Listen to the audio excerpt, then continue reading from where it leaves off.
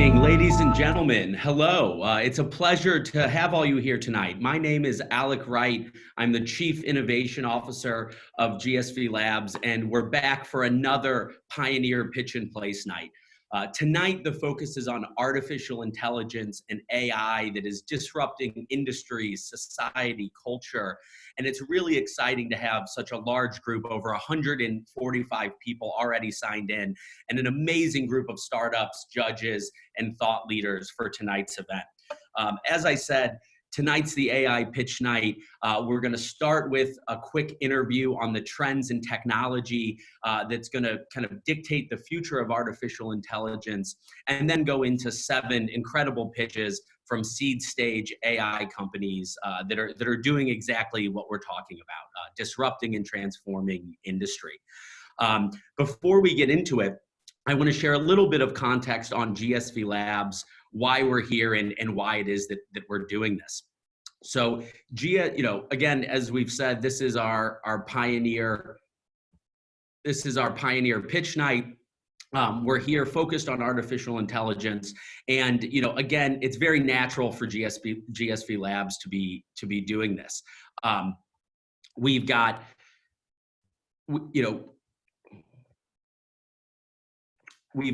ultimately 800 plus startups that we're supporting and working with here in our innovation centers in Silicon Valley and Boston. It's a community that's raised over $600 million since 2015. And it's a community that's kind of always growing, always engaging. And we always historically hosted dozens of in-house events every year. However, post-COVID, we're taking those events online onto Passport.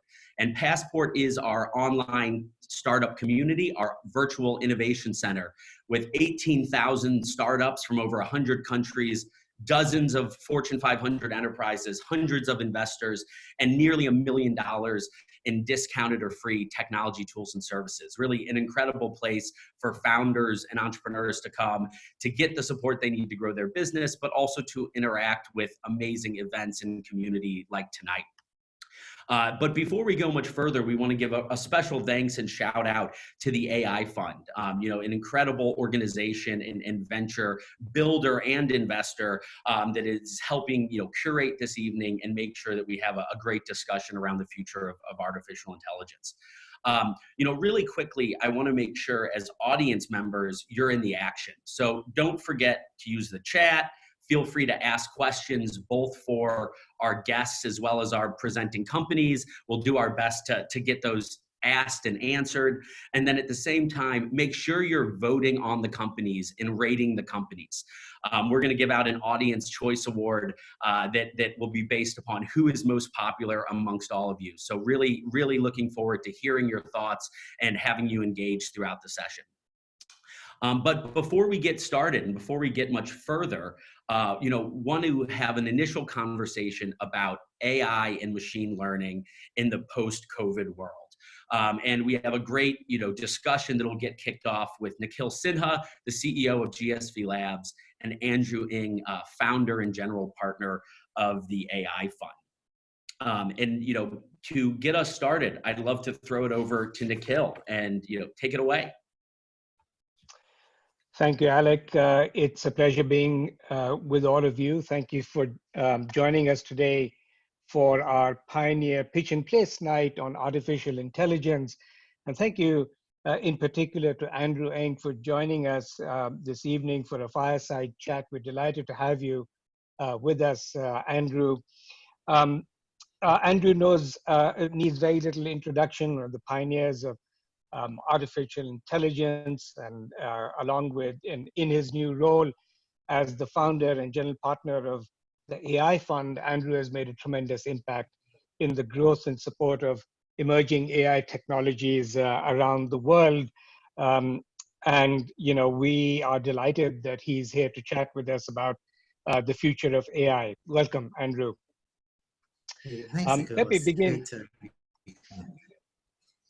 Thank you. Let me begin the conversation about AI with trying to pin down what we mean by artificial intelligence. So over the last couple of years, it's become very trendy to stick AI in front of almost every development or every new trend. Would love to get your thoughts looking forward as we, in the next 5 to 10 years, which are the sectors, which are the technologies, which are the methodologies of AI that you think are going to be most impactful?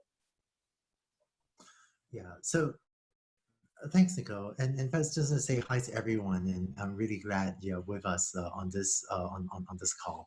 Um, you know, AI has been. I think today, if you're building a company, it's hard to imagine not using the cloud. Or there are plenty of most software internet companies will consider the cloud as an option for computation and will often use it. Not every company has to use it. It's an obvious thing to think about. And what has happened over the last decade is that AI has gone from being a niche capability that some startups will use to today something that is useful for tons of tech startups, and that probably almost every tech startup should think about using, even if maybe not everyone ends up using.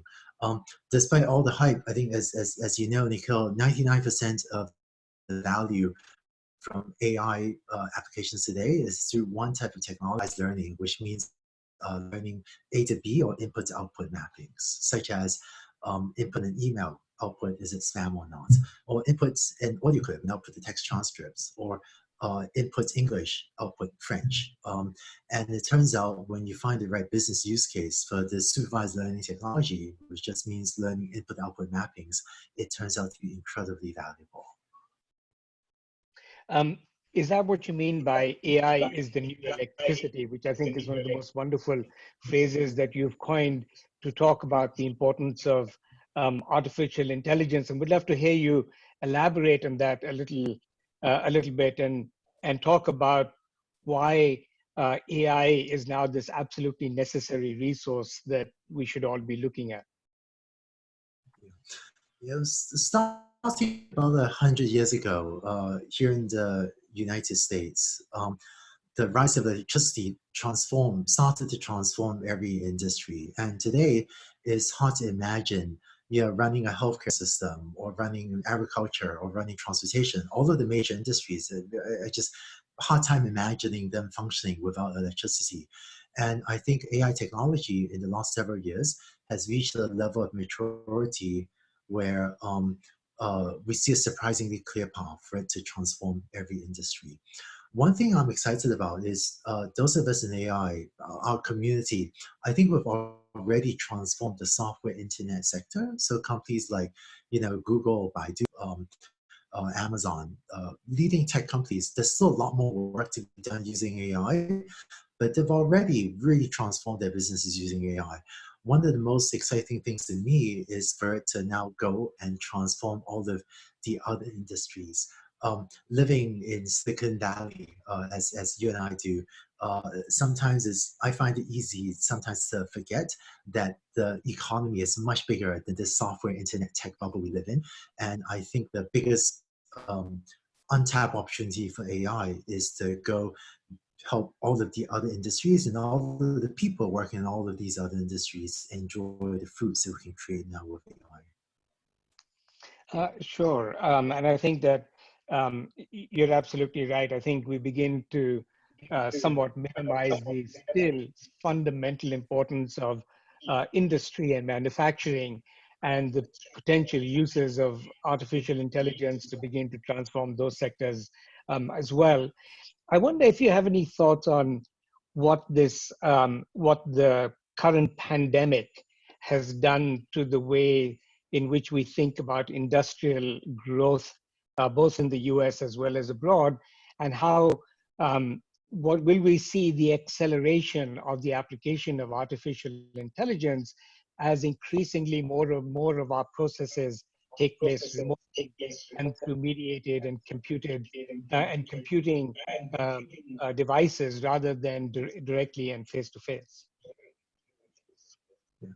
The pandemic has been a tragedy on so many dimensions for human, for all the individuals affected, for the economies, for so many people whose livelihoods was affected.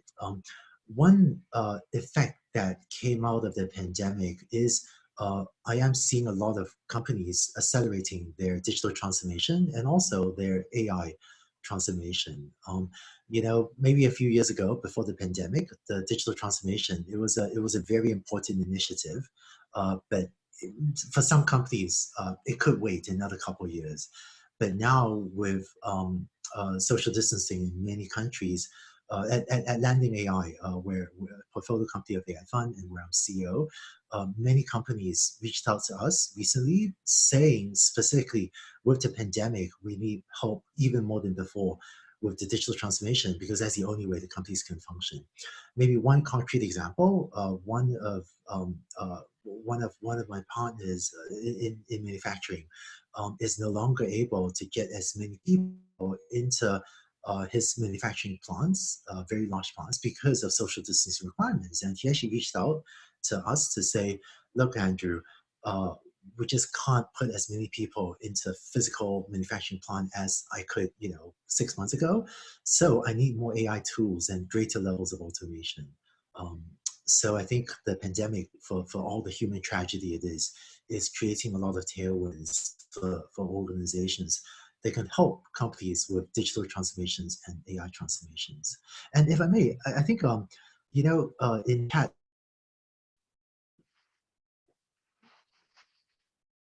I saw asked a very interesting question of,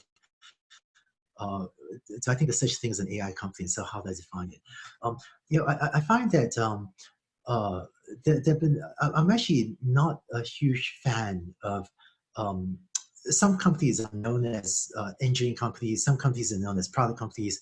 Now we see a few companies that are known as AI companies. I have to admit, I'm not a huge fan of building technology-first companies. I'm very happy to build companies that are customer-led. I'm very happy to build teams that are mission-led, mission-driven organizations. The companies that are driven by technology, unless it's to service the AI industry or provide tools to the AI community, that's okay. But I personally am not a fan of building companies, for the sake of taking forward technology, as opposed to for the sake of serving customers or executing on a specific mission. But I think certainly, AI technology is a really important part of how we serve a lot of customers in different industries. Thanks, Andrew. And just a reminder to everyone on the call, if you have a question for Andrew, please use the chat function to ask your question. We are monitoring the questions, and I will, in a couple of minutes, start using the audience questions as well. Andrew, you've had a lot of very challenging AI-related roles, including leading Google Brain's efforts. What are some of the most important challenges that you've seen in developing companies, whether they're product-led, customer-led, or mission-led, in terms of the application and use of AI? What are the big challenges that are still ahead of us? Boy, there's so many. Share one that I think will apply to a lot of the entrepreneurs maybe on the call. A problem I'm seeing with a lot of AI companies, with a lot of AI projects, and which is bridging the proof of concept to a production gap. To take an example, look at healthcare. There's so many research papers and PR articles about, AI can now diagnose X-rays at a level comparable or superior to radiologists or whatever. And then a lot of groups, including, me and my collaborators, have published results, peer review of that flavor. But if you go to a hospital today, there's a very low chance that your X-ray will actually be read by an AI system. So why is it that so many top research labs in multiple countries have been publishing these great results for years, but you just don't see them used in hospitals today? I think that there's a huge gap between the proof of concept or the research paper, which is basically when you get something to run on a researcher's Jupyter notebook or on the laptop, versus building the entire system needed to take it to production. Maybe some of the challenges: robustness and generalization, stuff that works in the lab doesn't work in real life, small data. If you're a large consumer internet company with billions of users, you have big data. but a lot of AI problems in other industries just have much smaller data sets, and we need better ways to deal with that. And then finally, also change management. When you are, actually, not many people realize, even rolling out Google Brain, I had to go through a change management process in Google to step by step convince people that deep learning is worth a shot, and that wasn't easy. It was actually really hard back then. But I think for other industries, AI is so disruptive. When you go in and automate part of a radiologist, of the radiologist, insurance billing, the other practitioners. So we need to plan the time to talk to the stakeholders, figure out the new workflow, and get their buy-in. So I think we as a community need to get better at bridging the proof of concept to production gap. And this is something that AI Fund's been very focused on, and we need to do better at this to take more AI projects to real applications. Sorry, we have a question from Darren Kimura in the audience asking, could you address machine learning and its relationship to artificial intelligence?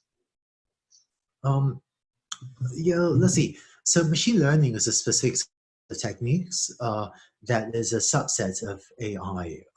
But of all the techniques in AI, I think that getting computers to learn by themselves has been the most exciting, fastest growing piece of AI. And so almost all of the recent excitement about AI is through the growth of machine learning.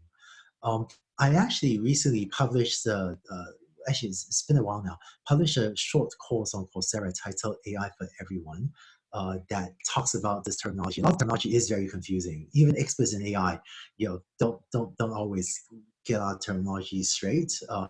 But to people interested in learning about these aspects of AI, check out the AI for Everyone course on Coursera, which is good for a business audience to nail down what AI can and cannot do, how to think about it from a business perspective, and how to use this terminology. Great. I think I certainly will intend to check it out very quickly. Talk to us a little bit about the AI Fund. What's your vision for the fund? What do you want to achieve, and what has your experience been so far with supporting and promoting AI companies? Yeah, so I think that the reason I started AI Fund is because I think there are a lot of opportunities for AI to enter different industries and help move humanity forward. And I feel that a very important mechanism for getting all of these AI projects done, be it AI for optimizing logistics, or AI for healthcare, or AI for improving mental health, all of these different projects, or AI for workforce development, or AI for education and training. I think that a very important mechanism to get all of these AI projects built is to start companies. So AI Funds is a venture studio that builds companies working hand in hand with entrepreneurs. And I think, I see Sean Petersen, who's a partner in AI Fund, just in as well. I hope some of you will hear from Sean Petersen later, to be looking at different AI applications across many different companies, and for AI Fund to be able to support these wonderful entrepreneurs. I think a few of them are actually on this call in this Zoom as well, to build important companies. And we will be hearing from Sean. He's one of our judges today, so he's going to have an opportunity to question the presenters on today's pitch night. One final question as we wrap up here. The federal government recently announced a policy of suspending H-1B work visas, and I know this is sort of slightly aside from our major topic today, but you had a very strong post on this a couple of days ago, and I would love the opportunity to hear more about what you think are the concerns that you've got with this kind of policy. Yeah, so I was disappointed. I was dismayed when on Monday I read of the United States suspension, at least through the end of the year, of the H-1B visa program. I was an H-1B visa holder myself. Many years ago, Stanford University has sponsored my H-1B, which allowed me to start teaching and doing research at the university. And I know you, Nikhil, if I remember correctly, you were also once a student and H-1B visa holder. So, I live in the United States now. This is my home. This is a country I love. And for the good of the United States, I think we should be welcoming um, uh, great talents from all around the world to come and work with us. Most countries are trying to attract great talents. Here in the United States, we're fortunate to have lots of great talent that want to come here and contribute to the country and to the world. And I think we should be welcoming them and building bridges rather than making things harder. And also, a lot of H-1B visa holders, to me, these aren't workers.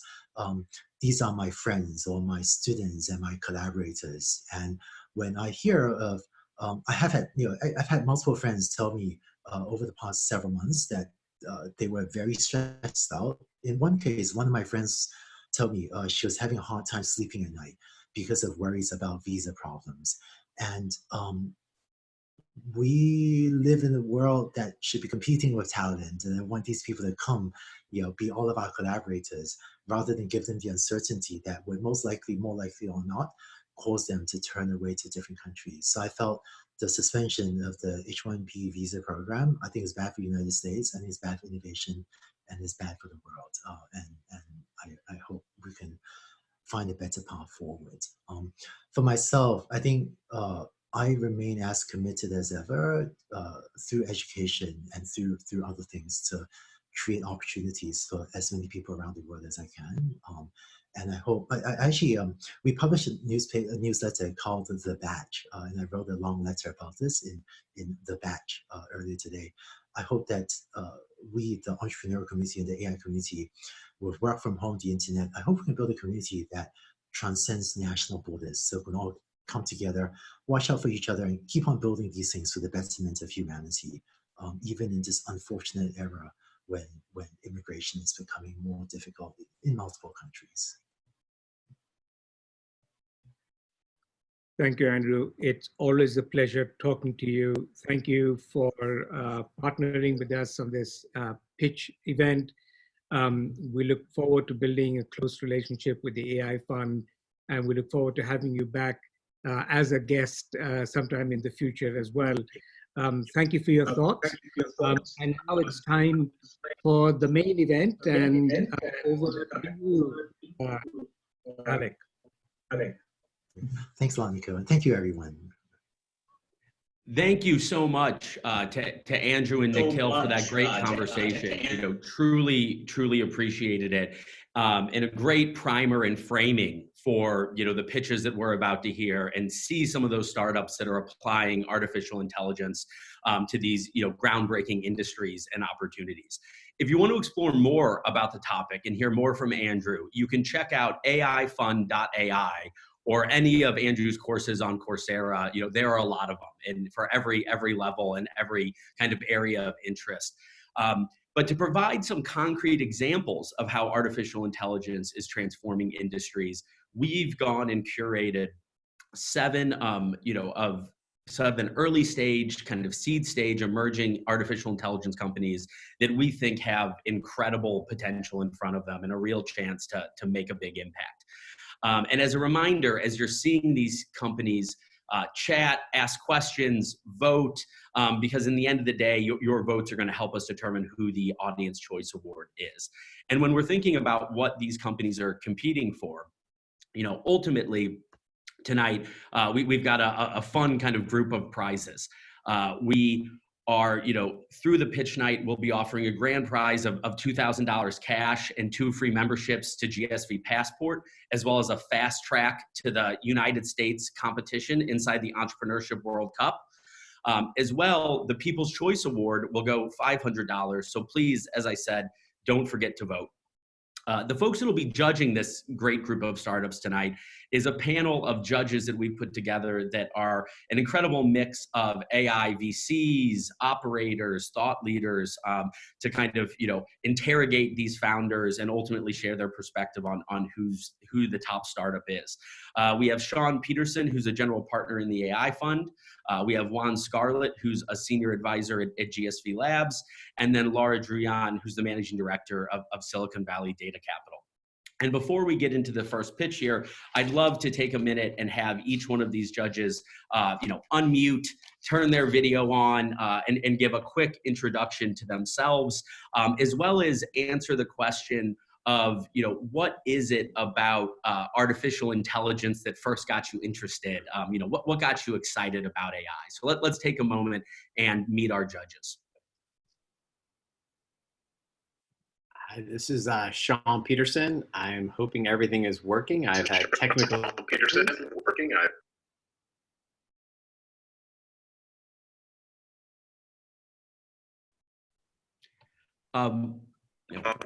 Yeah, Laura, please continue.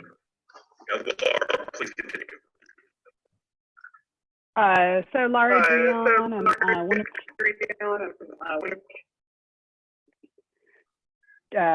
same audio issue. I'm sorry.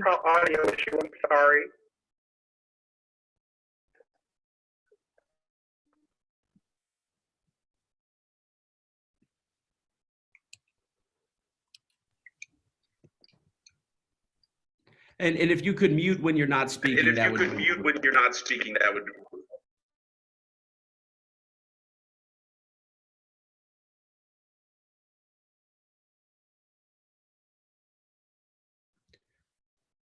Okay, we may be having some slight technical difficulties here, but we'll jump into the first pitch and give everyone the opportunity to kind of give themselves any quick introduction and any questions when we get into the first Q&A. So, now without further ado, we'd love to get into this incredible group of startups that we've put together tonight. As a reminder, it's an early stage group, kind of seed to Series A, and we're really excited to see the early traction they have and hear from them. So ultimately, we're gonna introduce our first founder and first company here. We're really excited to welcome Worldly, who are using artificial intelligence to make it a little bit easier for people to communicate and share ideas. And it's really exciting to welcome Worldly to the presentation.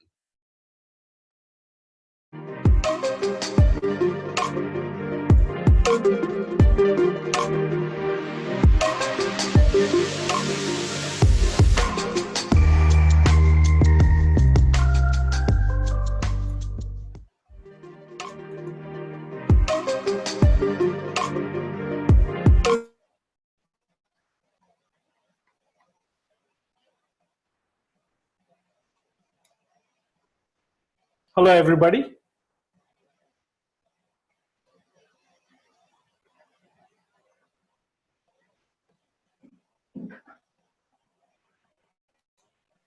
Yes, you're doing good. You're coming through. Wonderful. Thank you all. Hello, everybody. I'm excited to be here to discuss Worldly with the mission of enhancing mutual understanding and providing language on demand.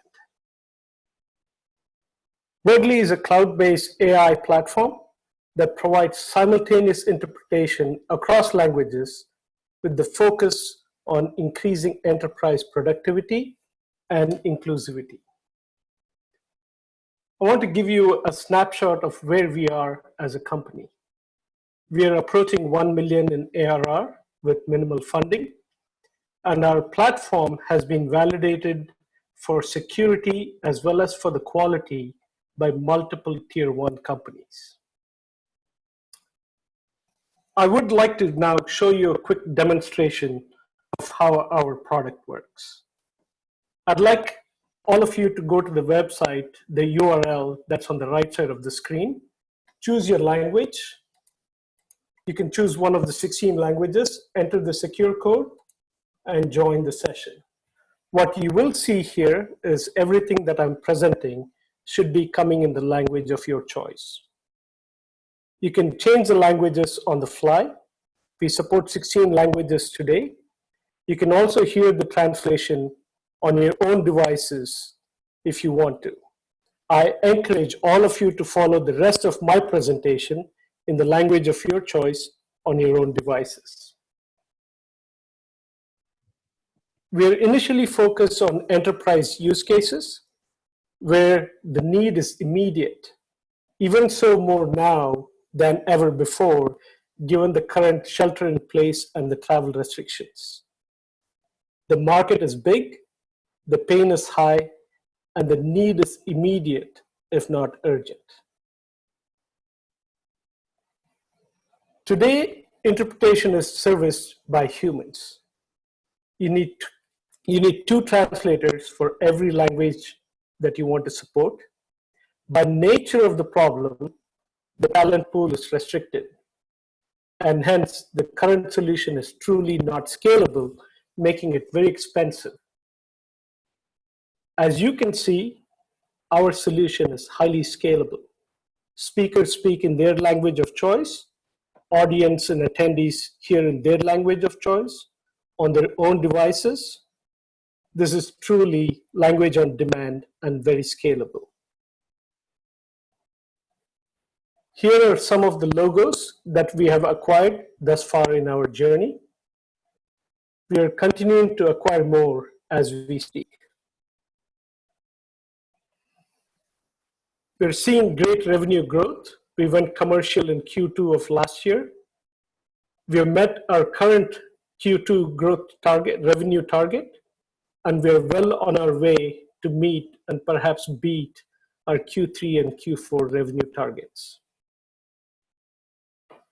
My name is Lakshman Ratnam, and I'm the founder and CEO of Wordly. I have a great supporting cast in Jim Furby and Kirk. Collectively, we have over 80 years of relevant domain expertise and experience. This is an exciting business opportunity with a simple story. We encourage all of you to join us in this journey. Thank you. Thank you very much, Lakshman. Really enjoyed hearing about Wordly. I'd love to throw it over to our judges in case they have any questions. So judges, please unmute, turn your video on, but if you're not actively asking a question, it would be wonderful if you could mute yourself so we prevent any feedback.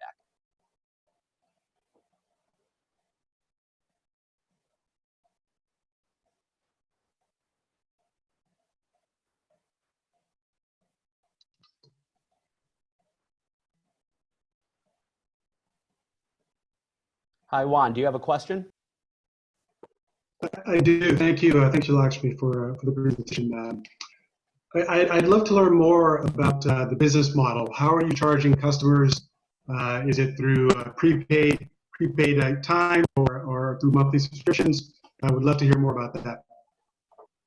Yeah, so we have an enterprise solution, and we do is we have 2 modes. We have a subscription model for a high and repetitive use case, and we also have a pay-as-you-go model, similar to a phone plan, is what I would say. Thank you. One last thing, guys. One other question. How would you find the size and breadth of the market opportunity here? Obviously, I would imagine you consider it quite large, but would love to hear more how you'd actually value that opportunity. Yeah, so today there are published articles for market sizing where the human interpretation market is. And that comes to a total worldwide is a $12.5 billion market. That's just human interpretation. So, and then of that, there's some in the medical, there's legal, there's special use cases, and of course, human interpretation for businesses is about $2.5 billion. Thank you. And we believe that market is small today because it's all most meetings and conferences do not provide for interpretation. We believe we can grow that business much larger. Any questions from Sean or Laura? Yeah, so who's the typical initial buyer, and how are they funding you, or how are you? Yeah, great. So our initial buyers are, the title is a little bit fluid between different companies because they don't have the same title, but they're most likely the head of professional services, head of sales enablement or corporate training. But eventually where we want to go to is to go and be purchased through the CIO office. And today we are finding them through our contacts, our advisors, and through word of mouth. Many of them are hearing about us through our customers. There's a network effect going on. Some customers use it, so we are seeing that network effect with good customer traction. We're seeing that. Wonderful. And I think we may have time for one more question from the judges. Yeah, I was just curious. I don't know if you guys can hear me, but if you're selling direct to the customers, have you gone through the process yet with a word of mouth type of introduction? And if so, can you maybe talk a little bit about what you think the sales cycle would look like and how direct that is versus indirect? Yeah, so sales cycles for indirect are a little bit longer, but it could take sometimes about 2 to 3 months. We have had a large client that they heard about us, or we approached them. We talked to them. They did quite a bit of evaluation before they actually converted. They're one of our biggest, largest customers today. It's about three months is what I would say is a sales cycle. But what we're also seeing is that once we put a proposal together, our conversions are average about 24 days. Thank you so much for the questions from our judges. We have one question from the audience that we want to bring up, coming from Tara. Is Wordly able to recognize multiple languages being spoken simultaneously and then translate them into the language of choice? The answer is yes, if they all speak into their own devices and they're all virtual. Of course, if they're all in the same location, a human cannot understand them either, so it's hard for our systems to understand them. And how do you compare the precision of, or the accuracy of your translation to many of the common tools that are on the market?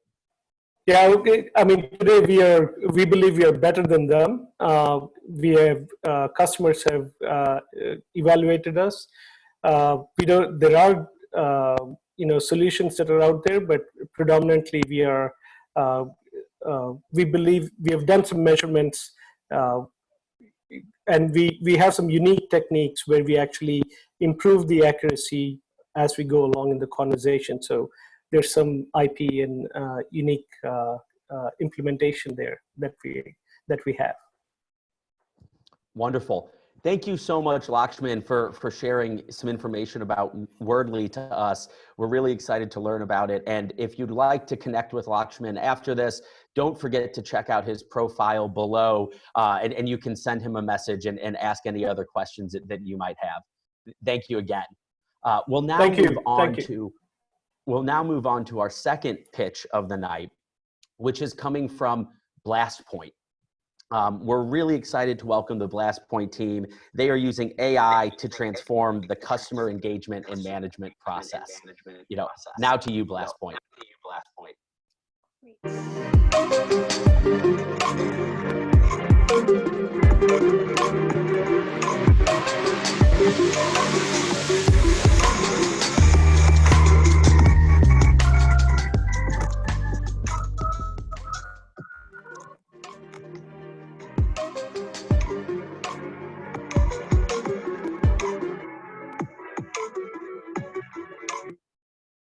Great.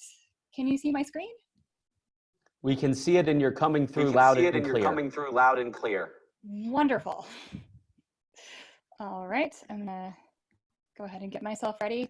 So I just want to say thank you to everybody for having me here today. My name is Allison Alvarez, and I am the CEO and co-founder of BlastPoint.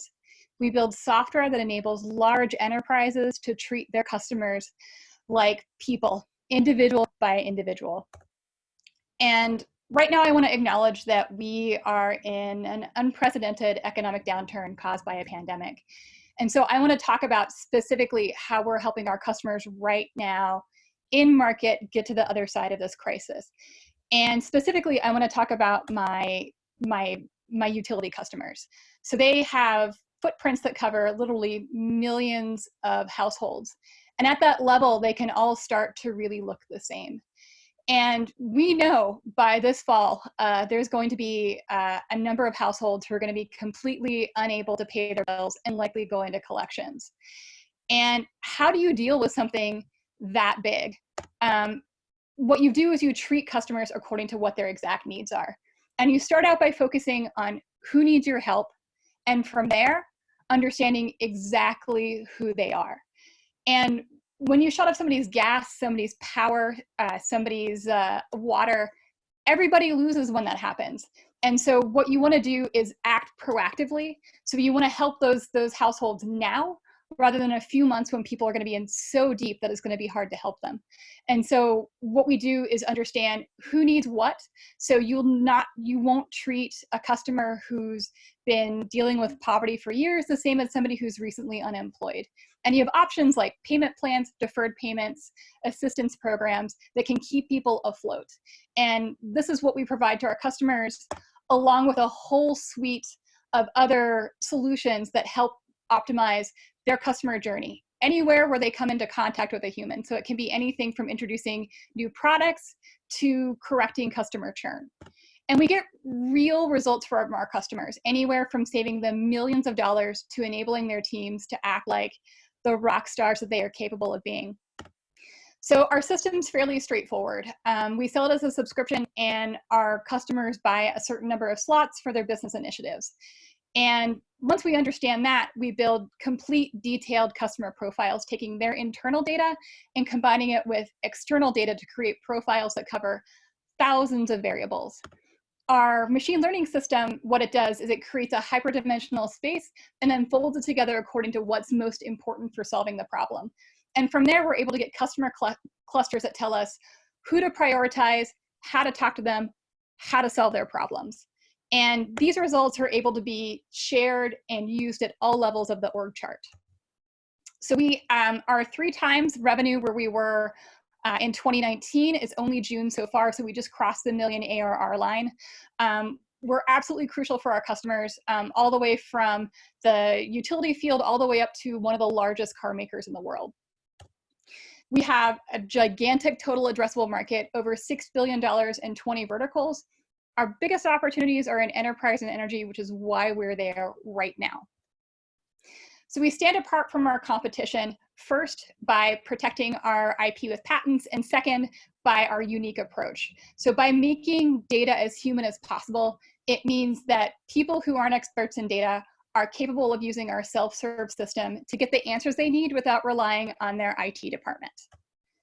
My team is amazing. There are 12 of us. My co-founder and I are both experts in machine learning, educated at Carnegie Mellon University.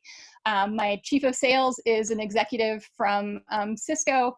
I just hired somebody today, a 15-year veteran of the Software Engineering Institute. I have the complete team I need to take us to the next level.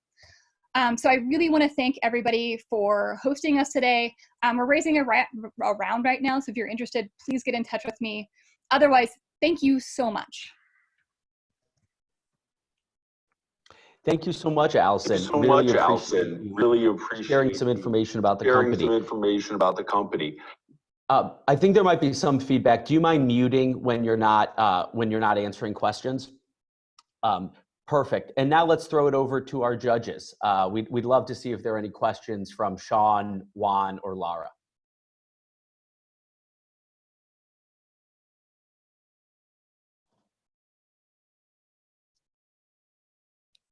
And do me a favor, Allison, and stop sharing screen.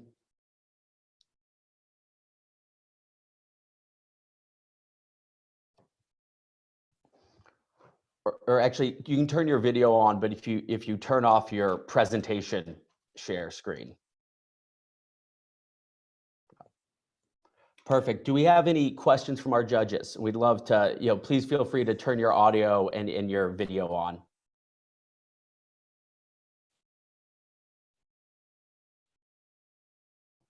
Hi, Sean, can you unmute?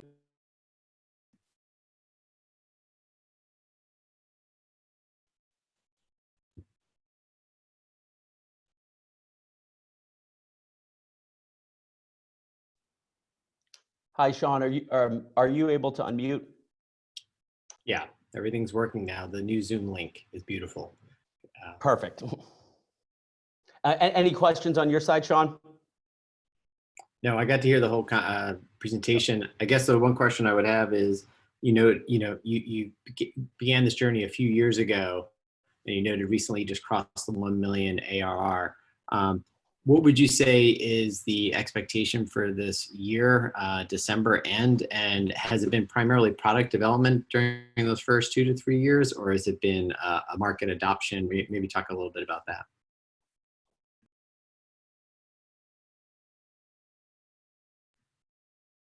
Allison's muted. Allison, can you unmute and turn on I'm video? unmuted. My apologies. So we spent the first year of our existence building the platform, but also interviewing over 200 people to make sure that there was a big enough need for the technology we had on hand. That was part of the reason we were able to do our total addressable market, was because we could find customers who weren't just like, oh, okay, that's a nice technology. They were like, okay, when can I have it? How much does it cost? And so we were really deliberate about spending as much time as we could, talking to as many people as we could to make sure we understood what our market was going to be and how we were going to go after it. Any follow-up questions? Any questions from Juan or Laura? Yeah, Allison, it looks like you have, sorry, go ahead. Allison, it looks like you have most of your traction in energy and utilities. What are you thinking about other verticals and how broad the applicability of your solution is? Yeah, we think we have very broad applicability. So we're looking for adjacencies. So one of the things we can do is predict whether or not people are going to buy electrical vehicles, which is applications in the automotive industry, which is how we've managed to acquire a customer there. We also have adjacencies in telecommunications, insurance, supply chain, anywhere where you need to be able to predict customer behavior, and especially adjacencies when it comes to billing and communications. Any questions, Juan? Yeah, just real quickly. Thank you, Allison. Just I had a quick question about the ROI that you're providing for your customers. Could you tell us a little bit more about what sort of value you're seeing and how quickly your solution down? Yeah, so we're able to get our solution in place actually within a matter of weeks if we end up doing a software integration, much quicker if we don't need to do the integration at first. So we can get results in as little as 8 hours. We have, sorry, I think I lost the second part of that question.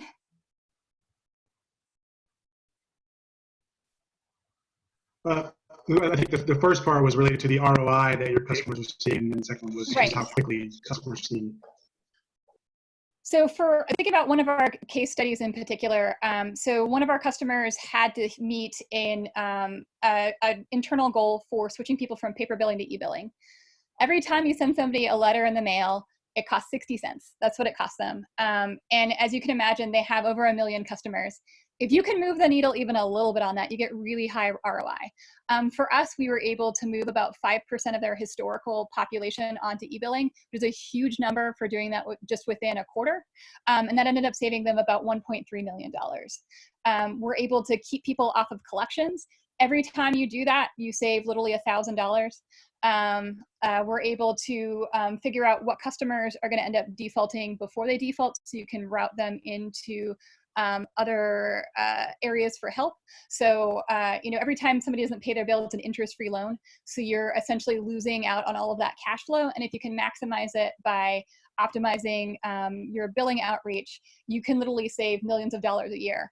Our customers lose up to 3% in write-offs every year. And if you can just attack a little bit of that, just like a small fraction, it ends up being tens of millions of dollars. Thank you so much, Allison. I want to ask a quick question from the audience that we're seeing in a lot of places. When a company gives you their data, who owns it, and what efforts do you take to protect customer data privacy? We take cybersecurity extremely seriously. I pay a lot of money for cybersecurity insurance. So our data, the data belongs to our customers. And even the data we put together, the deluxe records, those also belong to our customers.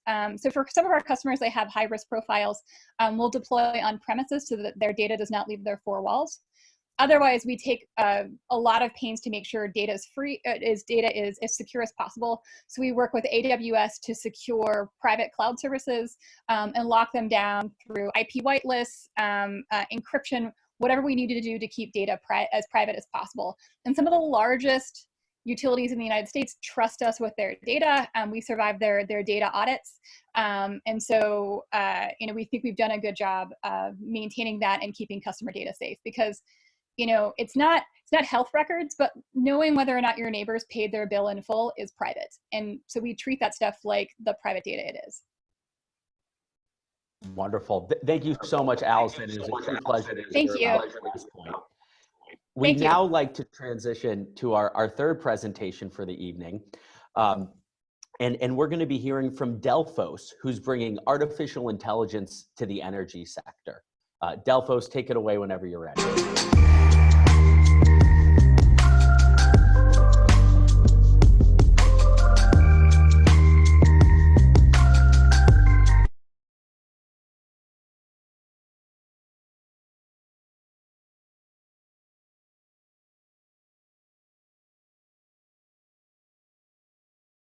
Hello, everyone. Can you all hear me? Yes, you're coming through loud and clear. Okay. Yeah, good evening, everyone. We are Delphos, and we are providing artificial intelligence for the energy industry. My name is Guy Stoddard. I'm the co-founder and CEO. And I would like to invite all of you to imagine you have hundreds of assets under your watch. They may be wind turbines, blowout preventers in an offshore rig, solar farms, pumps in the mining industry. And every single day, you're facing challenges towards underperformance or unexpected failures. And you probably have all those assets connected to one single space in an operating room somewhere in the world. But unexpectedly, even though you have problems, unexpected problems, in every single week and every single year, you're facing hundreds of operational challenges that is costing a lot of money to the energy industry. You have 17 days of average unscheduled downtime per year, and not to mention the underperformance, the losses that go through the drain every single week. And at Delphos, we solve this by providing individualized care to critical assets. We believe that every equipment can and should perform more and break away from a cycle of reactive operation and maintenance, unexpected failures, and non-optimal maintenance costs. And we do this by focusing on two main pillars. First, increase asset performance. Second, reduce operational expenses. In our algorithms that we use machine learning to apply, is they are focusing on hydropower plants, wind farms, blowout preventers in offshore rigs and solar farms, providing actionable insights and the root cause of each performance deviation and each indication of failure, so our customers can act on them and solve the issues. And we do this in a three-step process. We gather the data, then we analyze the data and deploy the algorithms that are saved in our machine learning library to detect which machine learning algorithm fits best with the type of solution and the type of failure we are trying to model. And then we deploy the results in the best intuitive way for the decision makers to take action. I'll share you with one specific case studies from a failure prediction of a wind farm. Here you can see a portfolio of over 250 assets. One specific asset has a deviation in the gearbox system. They can drill it down to see that is a shaft bearing problem, and this problem has been happening for at least 30 days that our algorithm is alarming them. They can drill it down to see the specific variable, what is behind the hood of the algorithm that is identifying this failure. And then this specific failure avoided the customer over $100,000 in revenue loss. We have been working with some major customers and partners in pilot projects and also scaling up the technology in a real-time environment. And we are proud to have been the first company in Latin America to be invested by EDP in our early pre-seed round investment. We have been growing steadily the number of assets and scaling up the robustness of the technology so we can analyze data in real time and put the complete platform into production.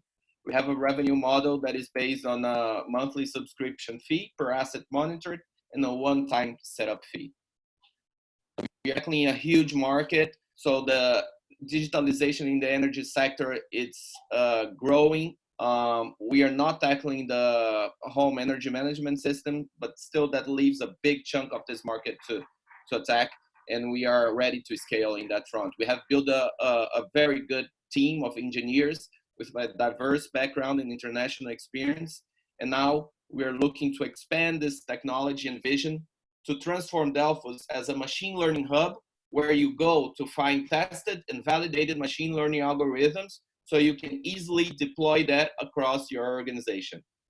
So join Delphos now and take your asset to its peak performance. I'll be glad to take any questions.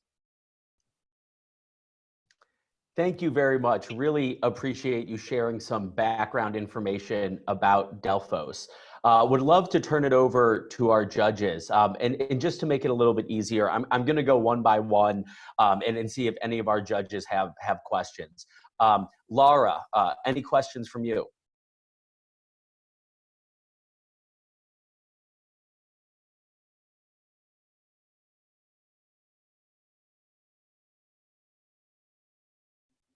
Well, if not, we'll give you we'll give you another moment. Any questions from Juan?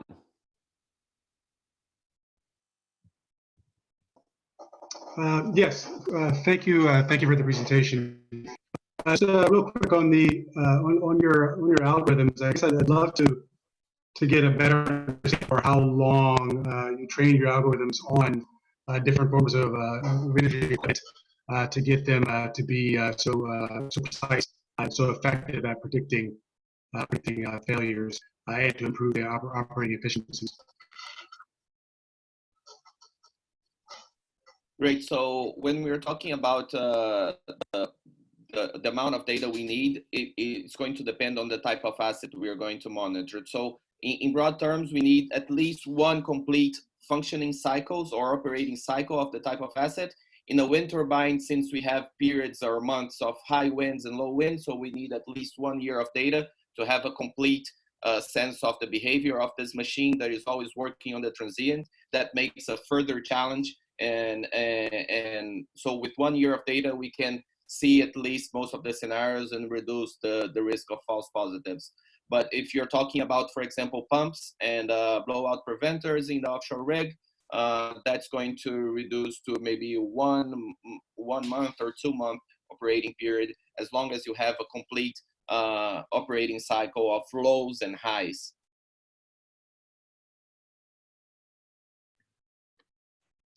Any other questions, Juan?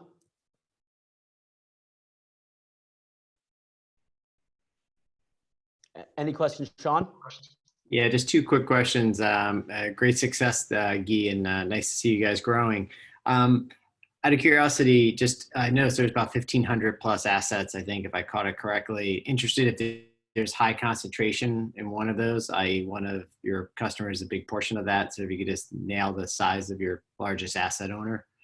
And second is, are you doing what are you finding in the land and expand? My guess is you're getting on, say, a pilot on 5 or 10 assets, and then they wait 6 months, and then they're giving you a 12-month, or maybe just talk about that piece of it.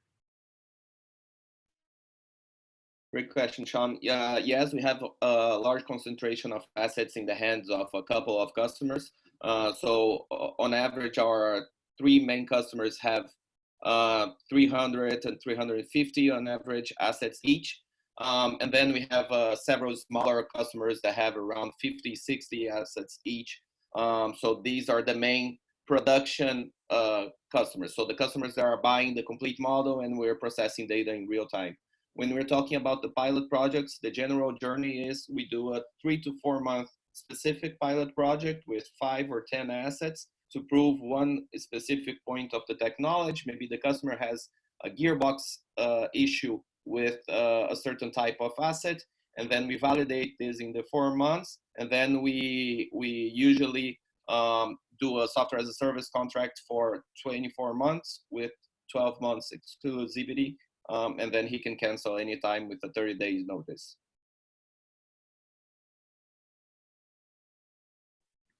Thank you. Any other questions from our judges? Yeah, one question. Who do you run into, if anyone, from a competitive perspective? So in the wind energy or renewable energy sector, there are 2-3 main players that are based in Europe, and they grew their company as a software digitalization for wind farms. So monitoring real-time performance. So you have Green by Breeze and Basefield. When we are talking about general machine learning and failure prediction, then you have a big companies such as Uptake, or you have the mainly OEMs that are providing specific algorithms or specific solutions for their types of assets. And that's one point that we want to build and invest on this next funding cycle, is we want to run away from this development mode where we need to enforce that our solution is the best. So we want to build the machine learning hub where we can make not only our algorithms that are tested and validated, but also third-party solutions that have proven value in the market, and become the place where companies from all over the world, when they want to deploy a fast algorithm and a fast solution for the problems, they can go to Delphos and find it. So it's a market positioning shift that we want to take in order to avoid the long sales cycle and this high effort and investment that we need to have for a customer acquisition. Wonderful. If we don't have any more questions from the judge, we'll ask a quick question from the audience. Nikesh was wondering, given that there's currently a downtime period of about 17 days per year, how much can Delphos help? How low can you get that downtime overall?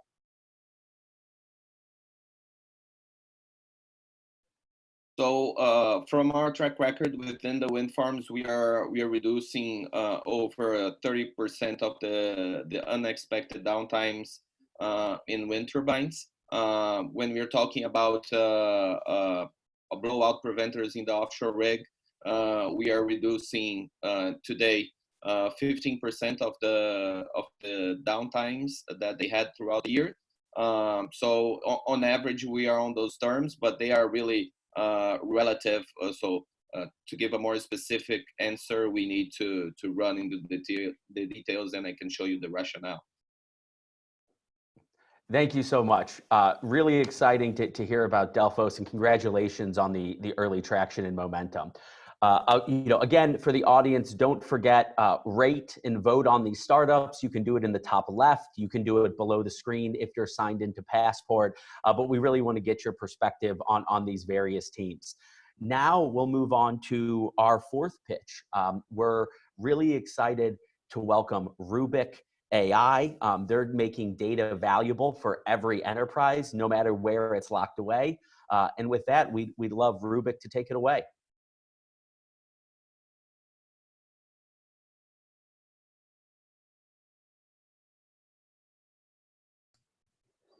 Thank you, Alec. Can you see? Here, share your screen, Trujan.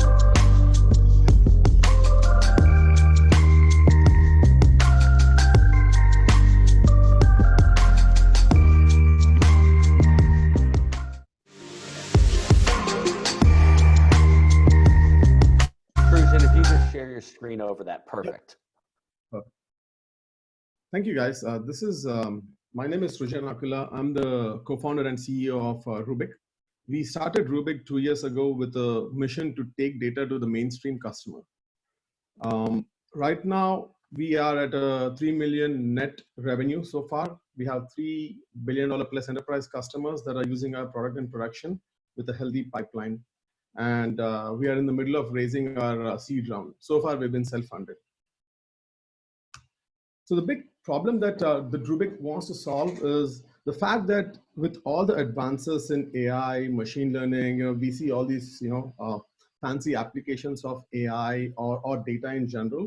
It still is a very early adopter capability in our point of view. Like the energy company out of Houston or the mining company out of Nevada is not able to use data the same way that a Silicon Valley company can, right? Part of it is this whole ecosystem is way too complex right now. Thousands of point solutions that are really good at solving those individual pain points, but having to stitch together a cohesive modern data architecture and a data ecosystem out of all these point solutions is turning out to be a nightmare for most companies.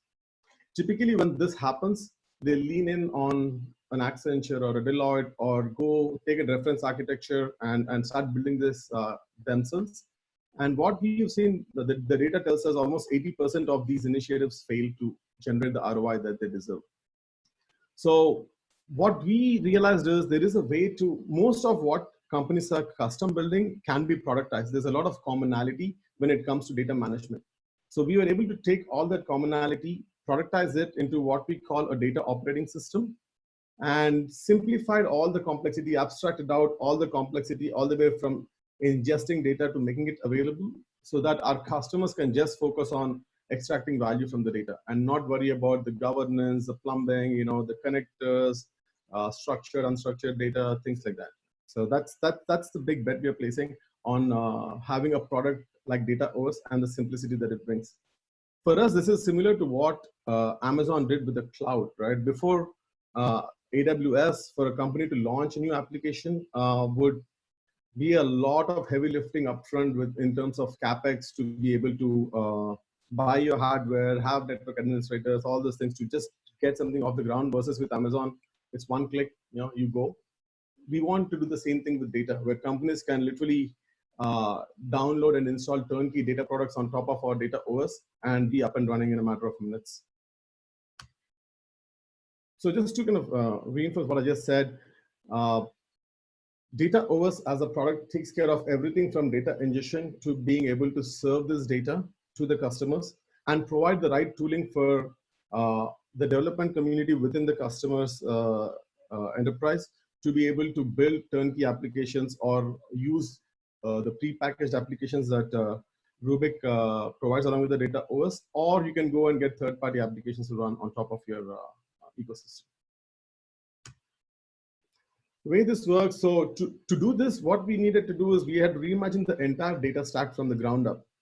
A few things we did which are unique to how we've addressed these things. One aspect is being able to decouple ingestion of data, processing of data from how it's used. More often than not, you think about the outcome and then you work backwards to figure out what data do I need and how to govern and manage that data, right? So as the usage of data keeps constantly changing, being custom building each of these vertical use cases is what is leading to more complexity in the ecosystem, right? So we fundamentally were able to break that down. We were able to break down the concept of data ownership and things like this to help create the clear differentiation or separation of concerns between IT and business, so that the IT teams can manage all the data while the business teams can not depend on IT and move very fast. To do that, we have a library of connectors to bring in data. We have self-serve ways to bring in data on an ad hoc basis when you want to. We have a robust set of data management tools that profile data at the most granular level as soon as it comes in. So as soon as data lands within our DataOS, we tell you the cardinality of the data, the correlation between different attributes, the overall quality of the data, so that you understand how this data can be used. We make the data discoverable by converting it into a product. So instead of a table.column.value, a data set becomes a data product with a description, with other data sets that look like this data set, being able to discover this with a plain English search across the enterprise, giving the right observability tools for your InfoSec and IT teams to manage and govern this data. So all that is provided. Once the data is productized, we provide a robust set of tools to take the data and map it into your business context for usage. And last but not the least, we also provide a robust set of tools to move this data outside your company or within your company with our secure governance engine. And this also allows you to create secure data exchanges to monetize your data if you want to. And on top of all this, we have an application tier where you can turnkey install data applications and data products and use. So as an example, if a company is trying to figure out their lifetime value model, right? In the current ecosystem, you either build it yourself, try it out, experiment, and then roll it out, which takes a few months, or you go to 2 to 3 different vendors, get them to come and implement something for you. The world that we want to move the customers to, the customer can download these 3 different or use these 3 different LTV models and figure out what is right for them and start using them in production. So that is the simplicity we are trying to bring to this ecosystem. Some of the key principles, we have extensive observability on this platform, given the fact that we are selling into non-tech companies as our target market. So being able to observe your metrics, observe governance so that InfoSec can understand who is accessing my sensitive data, where is it going, things like that. It's a very declarative platform where the business users can not only manipulate the data, they can also manage and change the logic in the data by just declaring what they want to do, and the platform takes care of everything. It's a very modular data OS with an built on open standards. So if a customer already has made investments into different levels of the data stack, we can reuse their current toolkit and build around it. This is a platform built for experimentation, especially in this current age, when business models are having to be reinvented. Data is essential, and you need a way to experiment with data to get out of this current mess that companies are in. And also, given the fact that, again, we are trying to sell into a customer that is not very data savvy, having enough fault tolerance was important. So we have very robust data replay features. It's okay for customers to make mistakes. We have a very good workflow engine built on top of it, so that you can even build workflows that say, unless InfoSec approves a data set, it can never be shared with the third party. So things like that can be built on top of it to make sure that mistakes don't happen. Or if they do happen, you can recover easily. Net data OS, it makes data easy for our customers. We abstract out all the complexity. We simplified the entire architecture. It's a very cost-effective solution. So who we compete with generally are large consulting firms that are custom building products like this for tens of millions of dollars over 2 to 3 years, versus we can deliver a turnkey solution in under 6 weeks at a fraction of that cost. By deploying the data OS, business teams now have the agility to run as fast as they would like to without having to depend on IT to access data, to retrieve data, and to make the data useful for running vendor POCs or extracting value from the data. And we have an enterprise-grade solution that's already installed in 3 large enterprises which run in multiple countries. And we have a robust governance and security engine built, which is enterprise-grade. And just to call it out, in the current scenario, we have a platform that is, like I said, instead of tens of millions, can be literally installed in under 250K at the base license level. 6 to 8 weeks, we can have an entire data ecosystem, a modern data ecosystem in production for a large enterprise. And this is built for experimentation, so that you can, if you need to use data to get out of your current business model mess that you're in, this is a way to fail fast, fail cheap, and get out of that.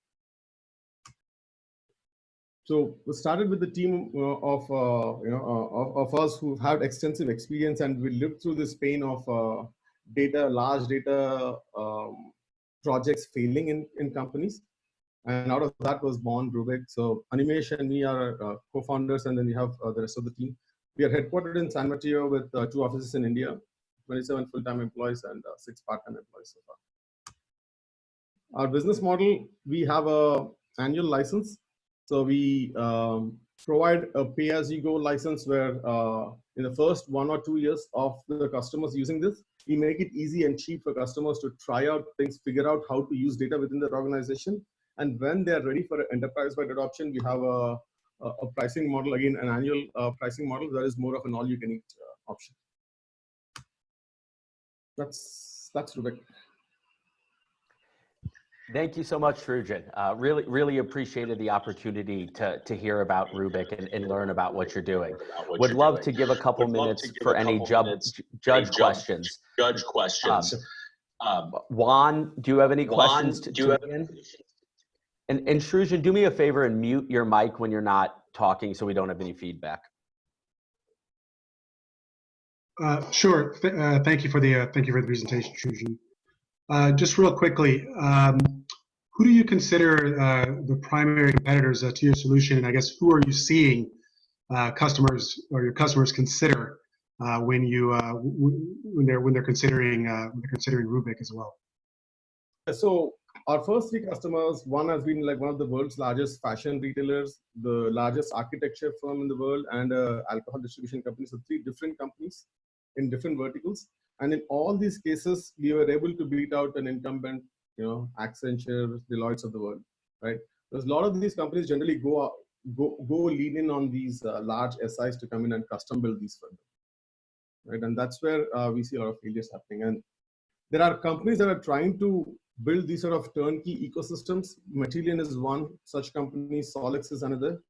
But in our experience, the three companies, the customers that we have so far, we had to go against the large consulting firms. And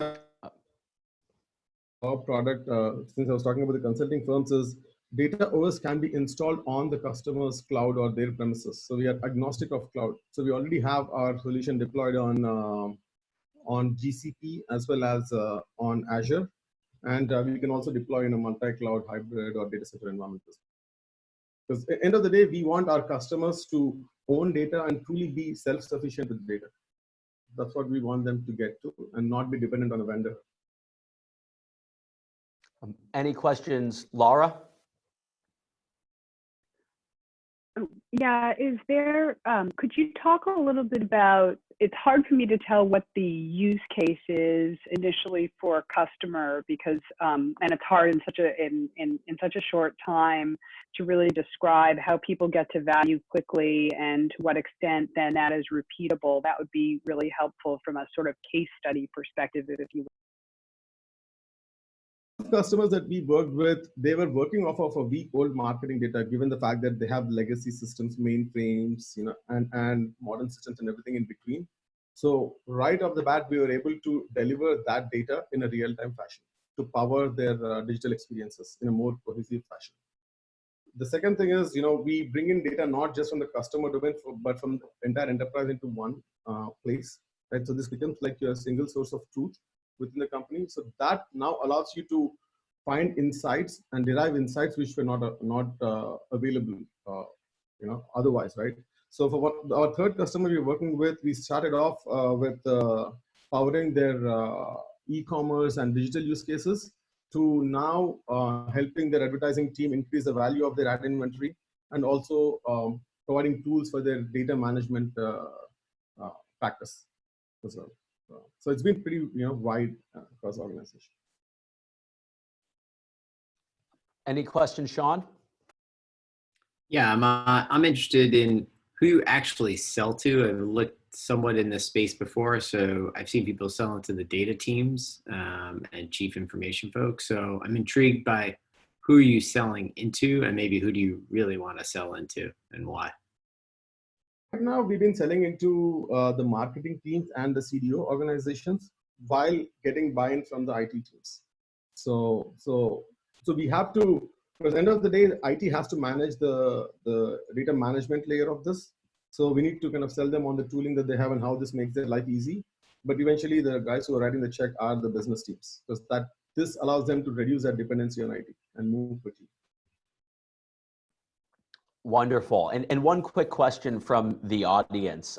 What level of professional services and consulting is required to get a new deployment live? So I'd say almost 80 to 85% of this is turnkey, and the product can be used right off the bat. Where we would need to do some customization or configuration, I would call more than customization, is around specific governance that the customer has. Which countries am I running it in? Do you have data siloing requirements? What sort of GDPR, CCPA, and other compliance needs does the customer have? So some of these things become more, configurations on the platform versus customization. And where we see some services revenue coming is working with our customers to help them get value out of this data. So there could be some applications that we could, sell on top of the platform or custom build for them.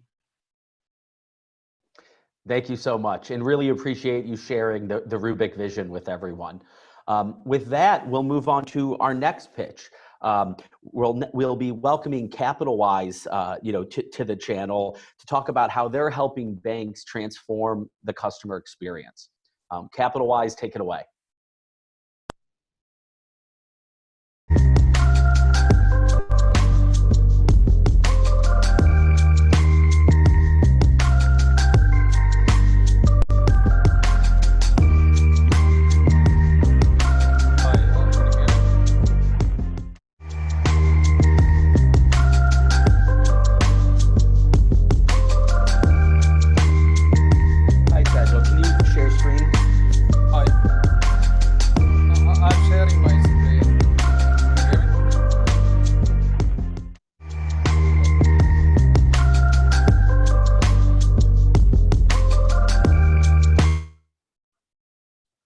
Sorry for that. There was some delay on my side.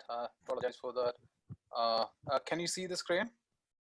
No, unfortunately, your presentation isn't coming through. Oh, it looks like it's coming through right now. Perfect. Okay, good. Wonderful.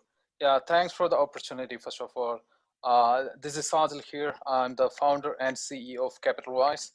We are a New York-based technology platform that is helping financial institutions to better understand their consumers' financial behavior. So a few of the challenges that we are trying to address for the financial institutions, there is a lack of understanding their customers from a holistic perspective. Most of the retail financial institutions see their customer through their data that is very limited. So they don't get that 360-degree view of the customer. So we are trying to solve that problem by collecting data from multiple data sources to build this 360-degree smart profile of their customers. And the way we want to leverage this data and the profile is to help consumers of these financial institutions to improve their financial wellness.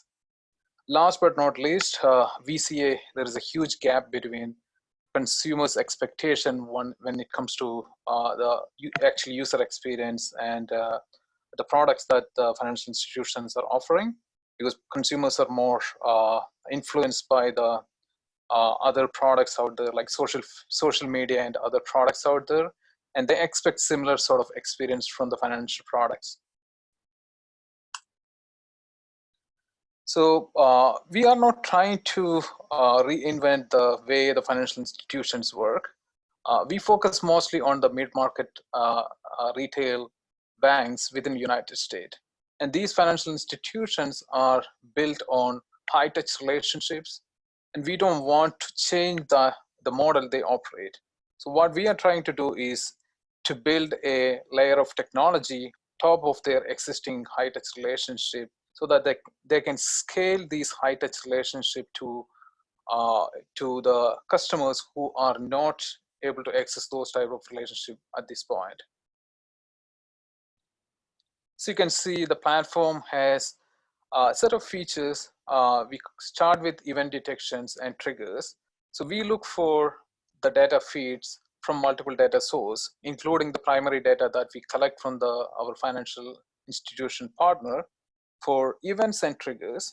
So these events and triggers can be things like someone switching their job, someone traveling, someone moving their home, or let's say someone have a newborn, or any of these events that can be either financial, personal, or credit-related events. We look for those specific events by looking at the changes or anomalies in the data sets. Once we identify those events and triggers, we map those events to opportunities within the bank. So opportunities can be to, let's say, recommend a new financial product, or it can be for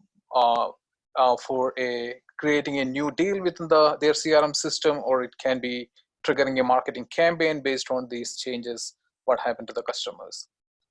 We also have a third-party product detection algorithm, which is very similar to what e-commerce players are doing, looking at the actual transaction data and see what are the products owned by a specific customer with third-party financial institutions. With this specific algorithm, we can detect third-party products that the bank customer has subscribed with external third-party financial institutions. And the way we want to distribute our technology and insights are either providing a direct ROI through sales and marketing channels within the bank, or directly providing self-directed financial advisors and financial wellness platforms to the end customers. So these are the data sets and distribution channels that we have. We collect data from our primary banking partner. We also collect data from third-party data providers, such as people-based marketing data providers, small business data providers, and pre-vetted data providers like social feed data providers. We also bring our own data to the platform, capital-wise own data that we have collected over the time from merchants, where they're spending the money, the profile match data, the census bureau data, the weather data. We pull everything together into our analytics engine and look for changes in the patterns in this data, and we predict events out of that. So these events may not be very obvious by looking at the data, but when we look at line item data, such as, let's say, a direct pay account change or a direct pay amount change, these might all relate to certain life events for the customers. So we look for those type of signals which usually get overlooked by the banks. We also bring FICO and credit bureaus data, and any type of credit inquiries happening on the credit system, we bring that to the system and provide that insights to the financial institutions. And the way we distribute our solution is through either our dashboard. We can integrate with, we have pre-built integration with most of the CRM and marketing tools within the bank. We also have email integration to the inbox of the relationship banker. Since we are an API-based system, there are certain banks who are consuming our data through their digital channel.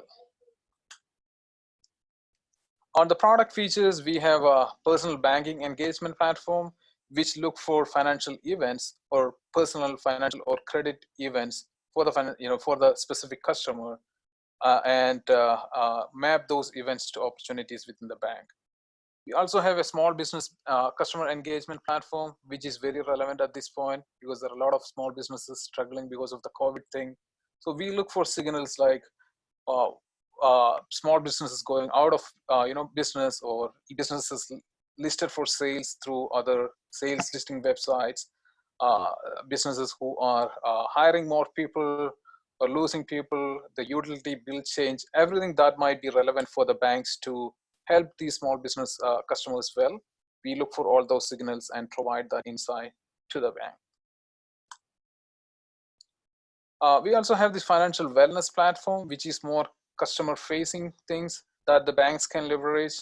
We have a complete AI financial planning engine that would look for the current financial situation of the customers to see what might be the next financial goal for the customer.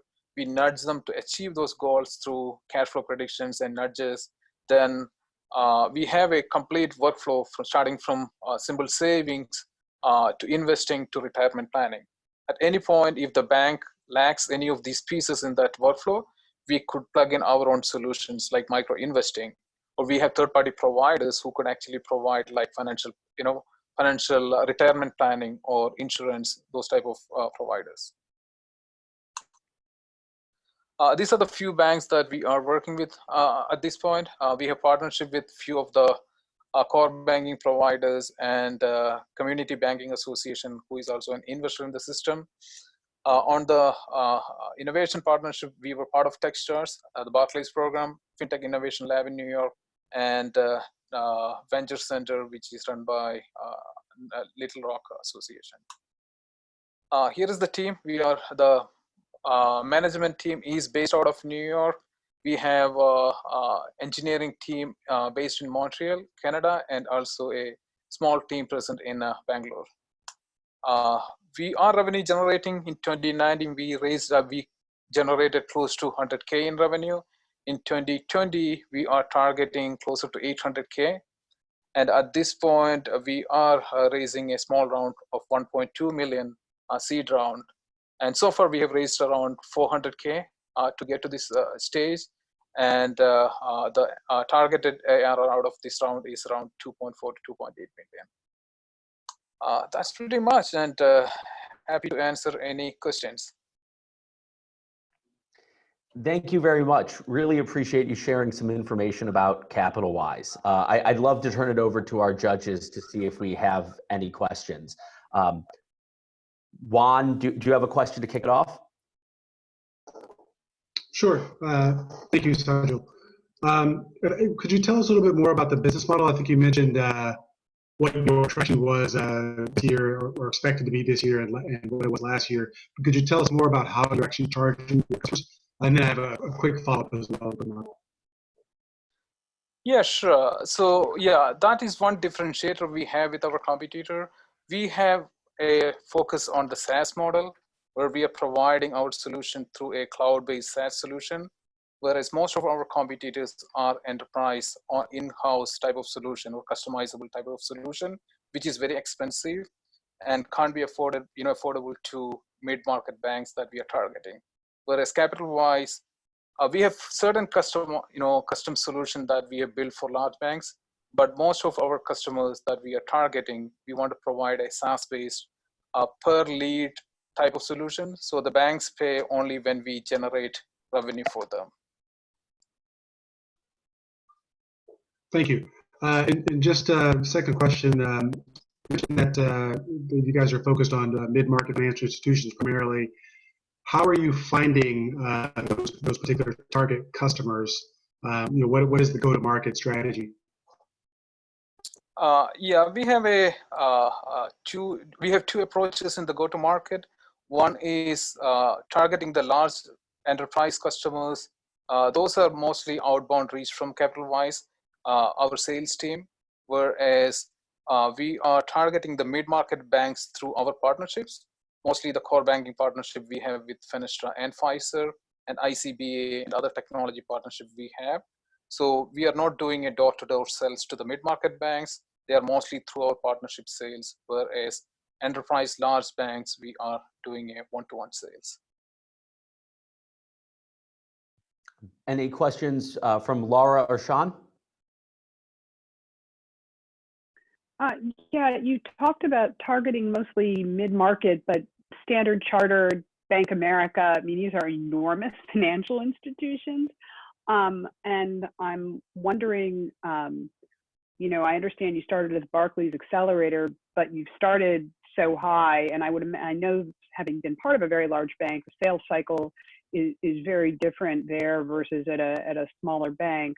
I'm wondering also, since you're talking about doing this on a sort of performance basis, are you charging anything to get started? How does that work, and how long do you think the sales cycle is going to be? Yeah, the two large financial institutions, and we are working with one other large financial institution at this point. They are mostly inbound interest, and we didn't want to say no to them, but our approach is not to say no to large financial institution, but not to focus much on them. We want to put that in the back seat, and it would convert in 12 to 18 months. That's what we are seeing. And these are large contracts, which can help us keep our lights on. But whereas our active reach outs are to mid-market banks. And you're right, it takes a lot of time to actually convert a deal with Bank of America, large banks, but the contract size is also much larger. But our primary focus from the business or go-to-market strategy, our primary focus is into the mid-market banks within the United States. And their sales cycle is anywhere between 3 to 6 months. And the average contract size, we are talking about 150 to 300K type of contract. Any questions, Sean?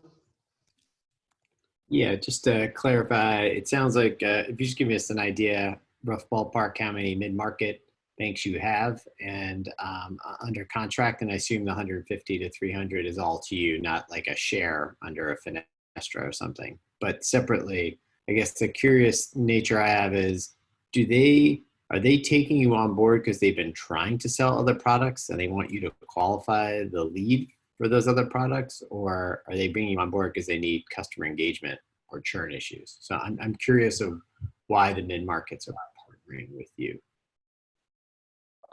Yeah, for to answer the first part of that question on the sales revenue part, yeah, when we partner with other technology partners or distribution partners, we have to share a percentage revenue to them. And most of the banks we are working with, mid-market banks, came through our partnership. So depending on who we have partnered, it is between 15 to 35% of the revenue goes to the technology partner or the distribution partner.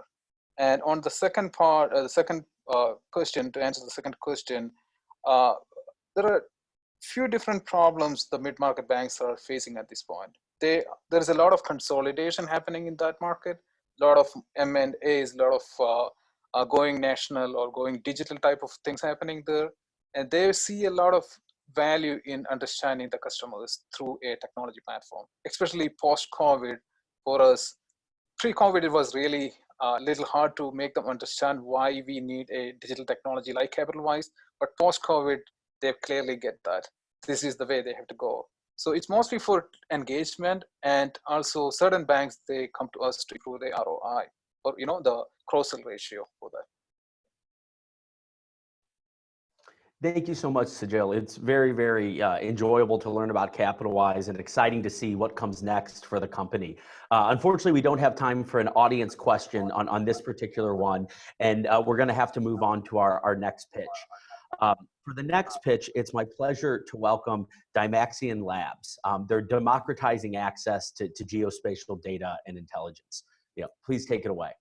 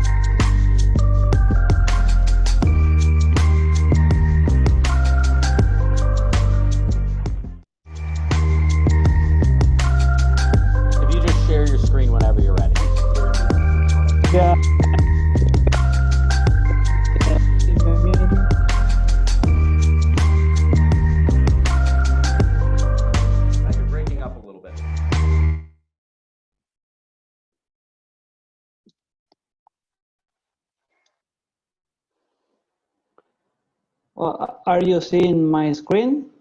Maybe it's loading right now, but it's not. It's loading. Yet. Okay, great.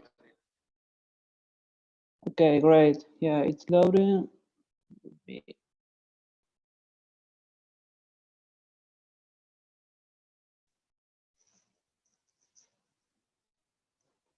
Okay. Sorry for the delay for loading. It's still loading, right? Yeah, it's still loading. Technical difficulties are normal here, so no problem at all. It's coming through clearly. Take it away. Great.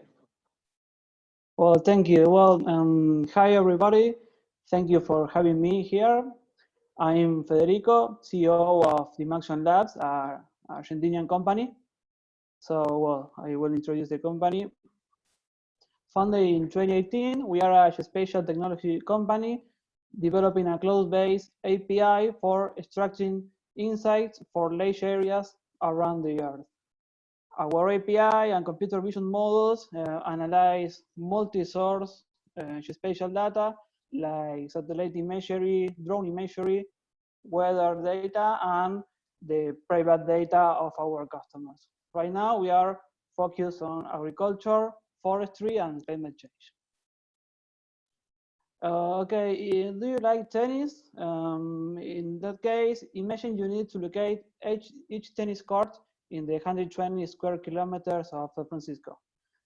Maybe a way to do manually, work with a team of analysts inspecting each corner of the city and inspecting the imagery and try to locate each imagery.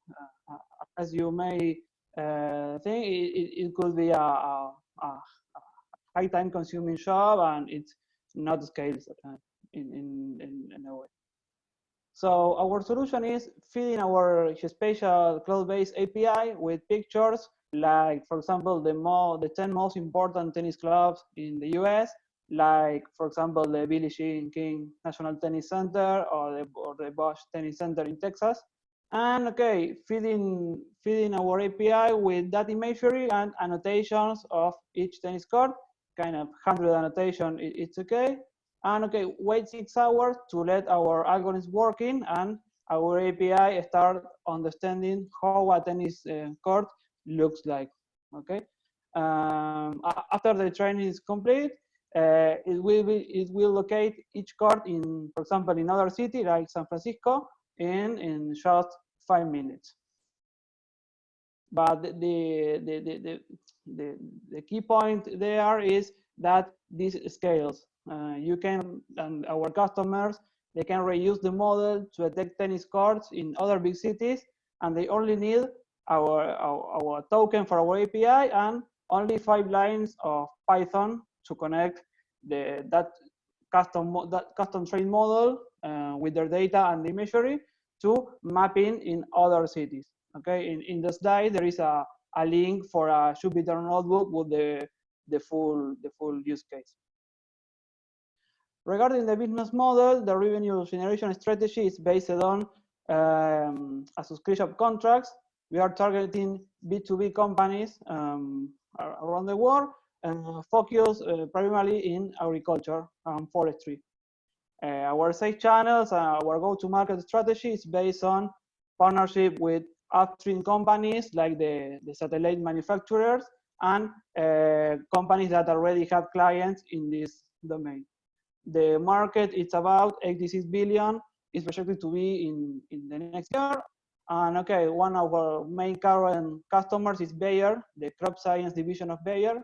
We are mapping 40 million acres of agricultural areas in Argentina. Our platform is fueled by Google Cloud, and we was pre-seed backed by the UNICEF Innovation Fund. This is the quadrant of the competency, the competitive market. We are in the top right side, totally focused on automating an API and developing, delivering insights using the API and this scalable strategy. So last but not least, this is the management team. Damian is the other co-founder. He's the CTO and computer scientist. And JP, he's the CSO, and he has 2 exits of the previous company for software development. So thanks for having me, and I open for the questions. Thank you. Thank you very much, Federico. Really exciting to hear about Dymaxion Labs. I'd love to throw it over to the judges to see if there are any questions. Maybe Sean, do you have one to kick it off? Yes, I'd be curious to see that you've got a couple of the good players like Planet and Descartes in there on your competitive list. Have you shown any traction with more than one customer in any vertical where you've been able to particularly grow a contract? And is it a multi-year contract as opposed to a point of use solution? Sorry, are you talking about other verticals for our customers from other verticals? Are you? I'm curious if we could use Bayer as an example, perhaps, but maybe it's the only one. Do you have multiple examples of customers where you were able to get them to move from month to annual contracts in particular, and you're expanding the use case? Because I've seen, I know the Descartes and Orbital stories quite well. Okay, great. Yeah, we are currently in agriculture. We are working closely with Bayer in the South America. starting with Argentina and expanding for other countries like Brazil, Paraguay, Bolivia. And in other verticals, we work with regarding our partnership with UNICEF, we are working with the UN in Peru, and regarding the illegal mining activities, we create an algorithm to detect illegal mining in a special ecosystem in the hills on Lima, Peru. And also we talk with a mining company in Canada to mapping the whole mining areas in Angola, Africa.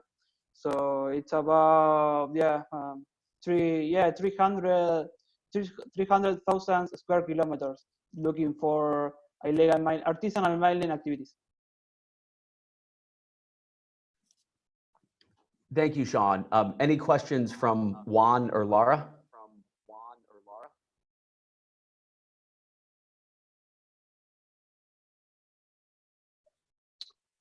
Sure, I have a question.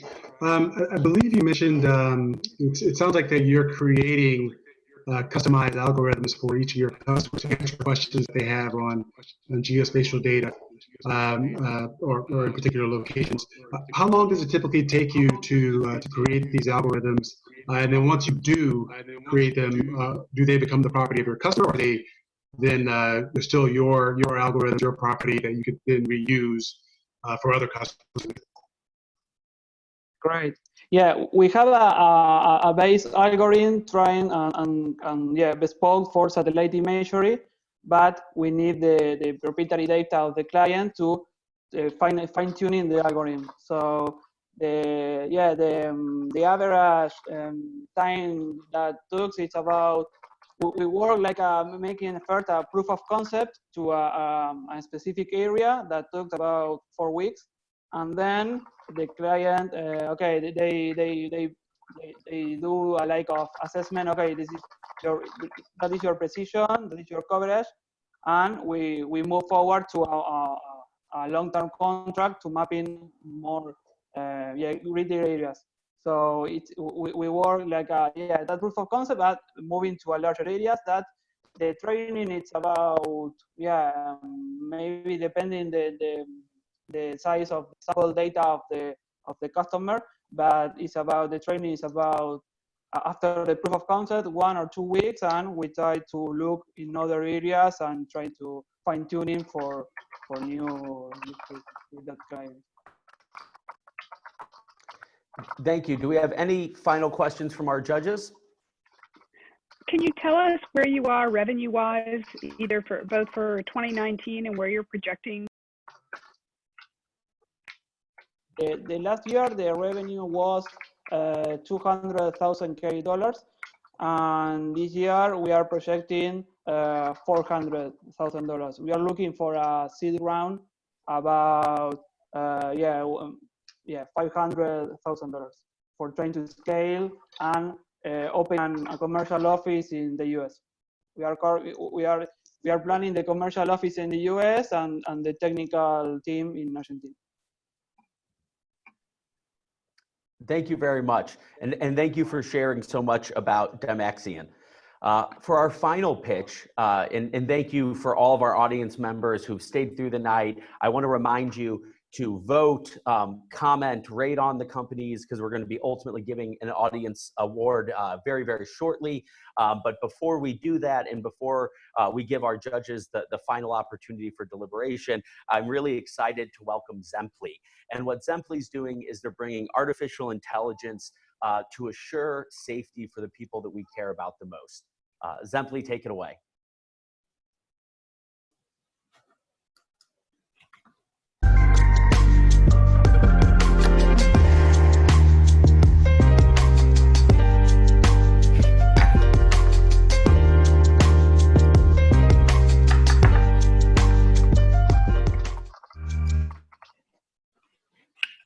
Hi, everyone. Can you all hear me?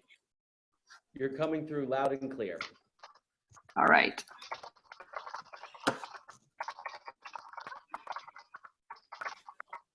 Can you see my screen? Looks great. Great. All right. Hi, everyone.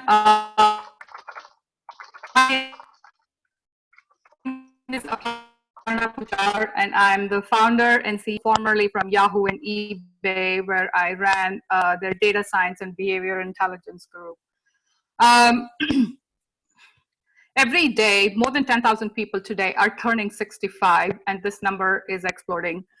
By 2050, the number of people age 65 and above is going to exceed the number of people 5 and under.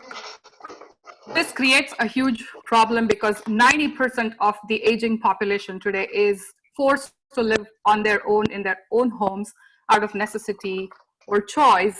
And while they're on their own, they're required to fend for themselves and manage a host of chronic clinical conditions.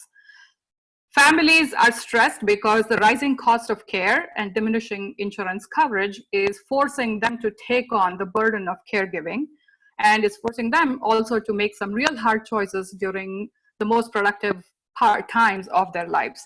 So Zemply solves this. Zemply is the world's first AI platform that's designed for aging in place. At its core, it is a sensor kit that includes a variety of sensors that are strategically placed in an elderly home. And data collected from these sensors is processed through our AI algorithms in the cloud. The algorithms are primarily tracking behavior and watching for anomalies and essentially alerting care circle of families, physicians, caregivers, including friends.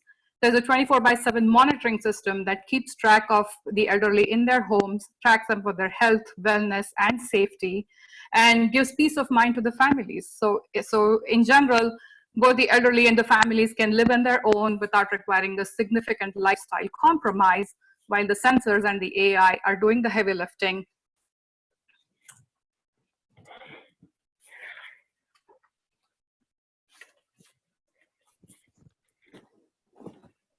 Thank you very much, and really excited to hear about Zemply. We'll throw it over to our judges in case there are any questions. Juan, Laura, Sean, anything you'd like to ask? Sure, I have a few questions. I guess I'd like to, and I'm not sure if you said it or not, but who installs the sensors in each household?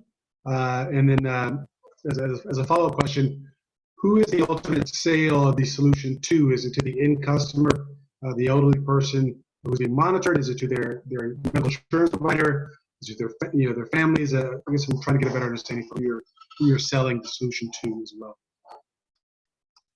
Currently selling into the nursing homes that actually ended up turning out as an opportunity for us during the COVID break. Part of the reason is that nursing homes cannot install video cameras inside a person's room. So this system sort of acts as an alternate monitoring system.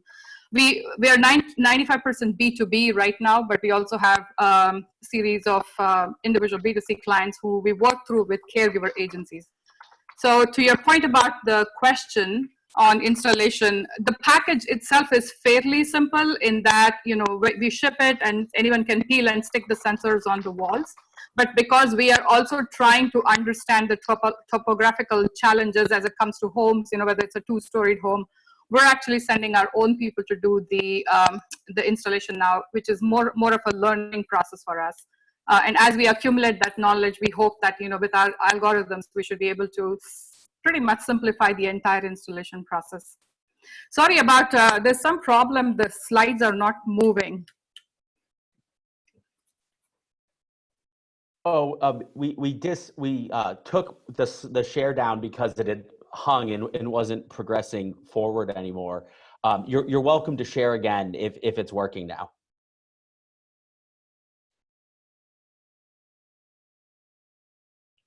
Aparna, this is Sean. I'll just alert you, your screen said you're about to run out of battery. So I was worried we were going to lose you.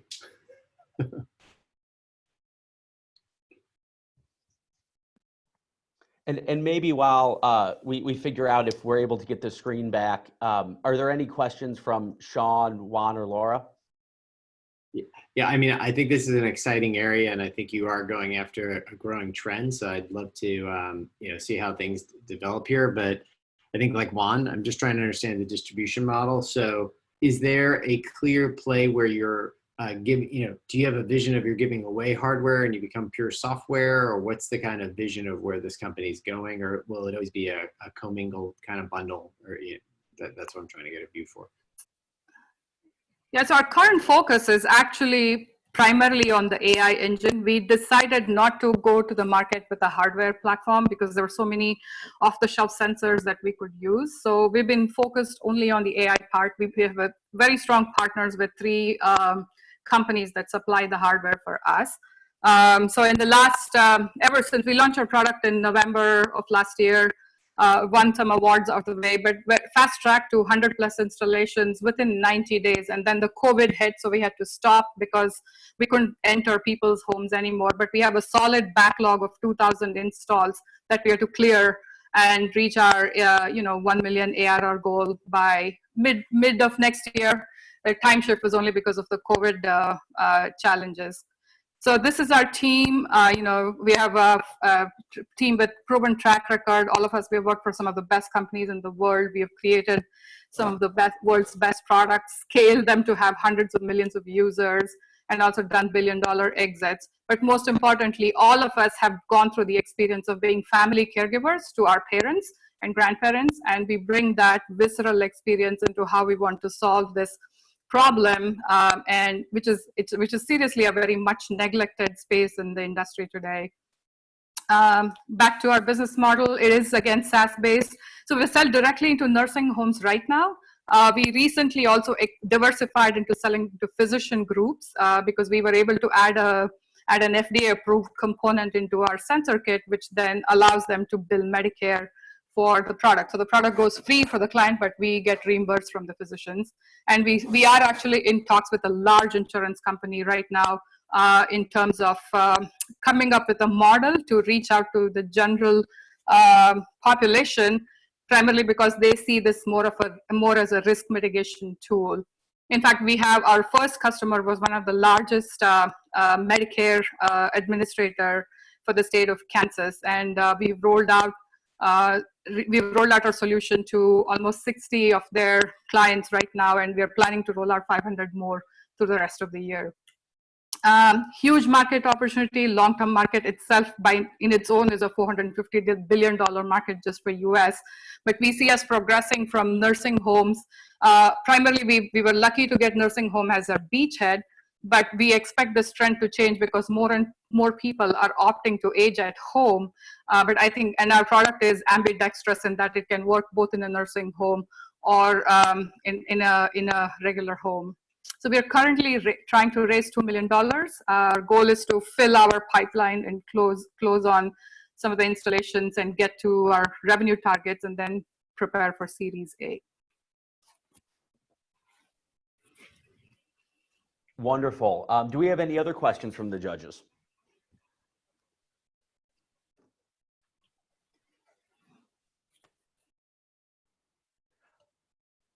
If not, we have a question from the audience, which is kind of, who are your competitors and how do you differentiate yourself from other folks that are focused on kind of the data science for healthcare and movement space?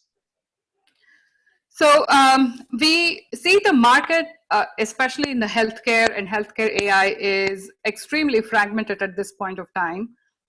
There is a huge upside to someone sort of solving a niche problem in a very, very sophisticated way. For us, that has always been about staying on the side of behavior, because when the system gets installed, it's actually tracking you over time, and it has a tremendous capability of predicting how your health is deteriorating. For the 65 and above population, remember, it's always a downward curve. So the moment we start sort of predicting on how that trajectory is, it becomes interesting in many ways to a lot of stakeholders. And so we sit right now where we think that we have the first mover advantage on the behavior side, and that's primarily because of my past experience being a behavior insights data science team lead for eBay, where a lot of the knowledge went into figuring out how to make people buy more stuff on eBay. So which is where a lot of our IP is also today concentrated in terms of understanding senior behavior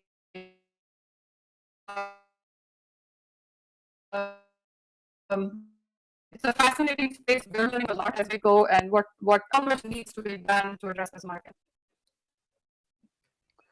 Thank you so much, Aparna, and great opportunity to hear about Zemply, and really appreciate you joining us for tonight. You know, thanks to everyone. What an amazing group of startups that we had here today. You know, I don't envy the judges at all in making this final decision and determination. But right now, we're going to take 2 or 3 minutes to tally up the scores and be right back to you with both our winner as well as our audience award winner. As a reminder, these companies are competing for $2,000 cash, free passport membership, and a fast track to the EWC US competition. So give us 1 minute and we will be right back.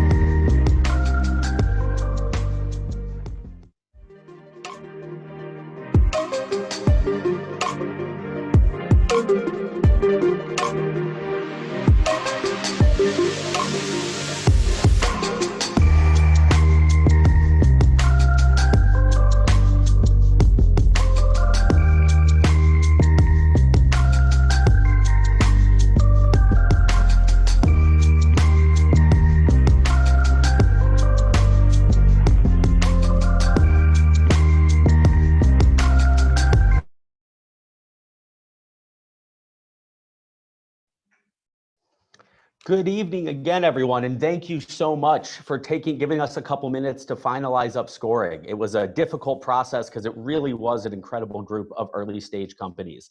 But we have a winner. Before we get there, I want to give another thanks to our judges. A special thanks to Juan, Sean, and Laura. Without your perspective and insight, we wouldn't have been able to do this. So thank you so much for your time this evening. And thank you again to all of our founders who pitched a really interesting kind of perspective and, look under the hood of the future of artificial intelligence and disruptive industries. But now what you've been waiting for, we are going to first announce our audience award winner as well as our grand prize winner. So without any further ado, I'm really excited to announce that our winner for the Audience Choice Awards is Zemply. And, congratulations to the Zemply team. The work they're doing around data science and artificial intelligence for elder care is truly impressive. And we're really excited to see where they come next. And finally, our grand prize winner for $2,000 cash, free passport membership, and a fast track to the Entrepreneurship World Cup is BlastPoint. An amazing pitch from the BlastPoint team, and it's clear that the work that they are doing to help enterprises leverage data to transform customer management is going to be really impactful. A real shout out to the BlastPoint team and to Allison for the win tonight. And with that, it's been a pleasure to have you all here. We hope you'll join us for our next Pitch in Place, which will be in a couple weeks. And again, a big thank you to our judges, to our startups and our founders, as well as to all of you for spending the evening here with us, voting, and looking forward to seeing you in a couple weeks. And in the meantime, keep innovating.